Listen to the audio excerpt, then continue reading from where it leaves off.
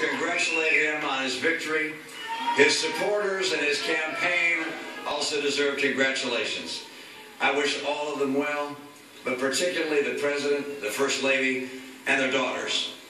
This is a time of great challenges for America, and I pray that the President will be successful in guiding our nation.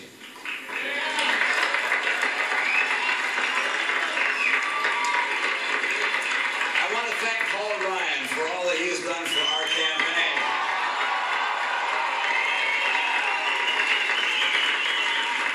And for our country.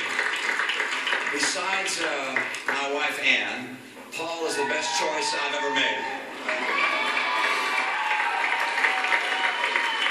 And I trust that his intellect and his hard work and his commitment to principle will continue to contribute to the good of our nation. I also want to thank Ann, the love of my life.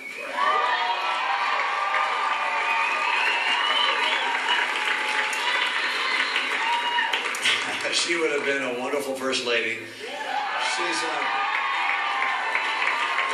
She has been that and more to me and to our family and to the many people that she has touched with her compassion and her care. I thank my sons for their tireless work in behalf of the campaign and thank their wives and children for taking up the slack as their husbands and dads have spent so many weeks away from home.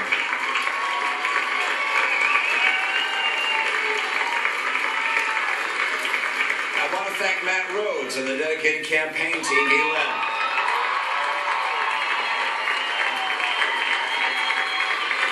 They have made an extraordinary effort, not just for me, but also for the country that we love. And to you here tonight, and to the team across the country, the volunteers, the fundraisers, the donors, the surrogates, I don't believe that there's ever been an effort in our party that can compare with what you have done over these past years. Thank you so very much. Thanks for all the hours of work, for the calls, for the speeches and appearances, for the resources and for the prayers. You gave deeply from yourselves and performed magnificently. And you inspired us and you humbled us. You've been the very best we could have imagined. The nation, as you know, is at a critical point.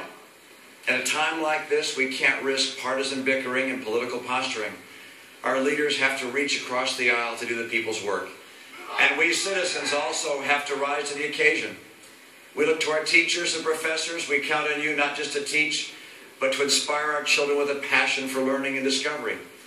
We look to our pastors and priests and rabbis and counselors of all kinds to testify of the enduring principles upon which our society is built: honesty, charity, integrity, and family.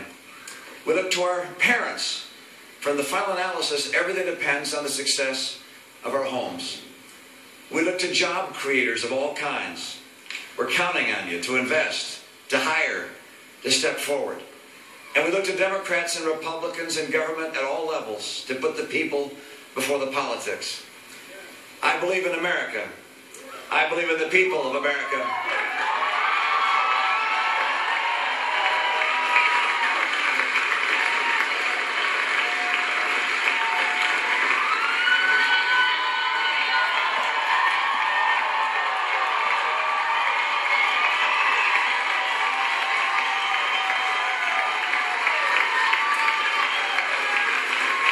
And I ran for office because I'm concerned about America.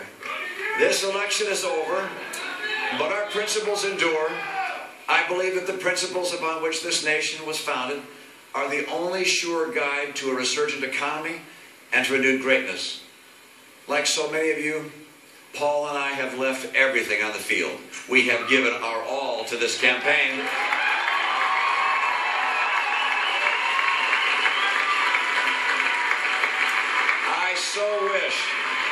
I so wish that I had been able to fulfill your hopes to lead the country in a different direction, but the nation chose another leader, and so Ann and I join with you to earnestly pray for him and for this great nation.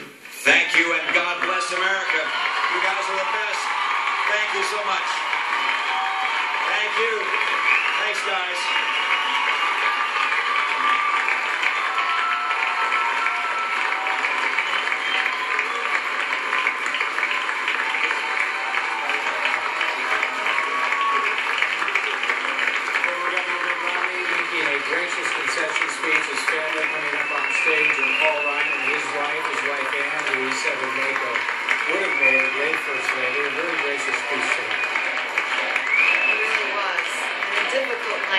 obviously, for Romney's supporters. As this election was coming to an end, everyone knowing it was going to be a tight race, I think a lot of people were hoping that their candidate obviously was going to come out on top tonight. But Romney making reference to football, that he and his vice presidential pick did not leave anything on the field. They put it all out there, and they were on the road today even. I mean, they added trips to the campaign that were not scheduled. They worked very hard, and so do his children, his sons, out there every day. It is a real test of any candidate, any human being, in the face of such a loss, after such a hard-fought race, to eloquently and gracefully and sincerely deliver something. You know, I think it takes more than most of us can imagine. And he's been fighting for this for 5.5 years.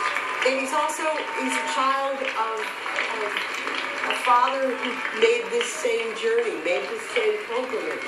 And so I think so much is invested in this, and to perform this kind of task, which is to gracefully give it back to Barack Obama and exit the stage, is a pretty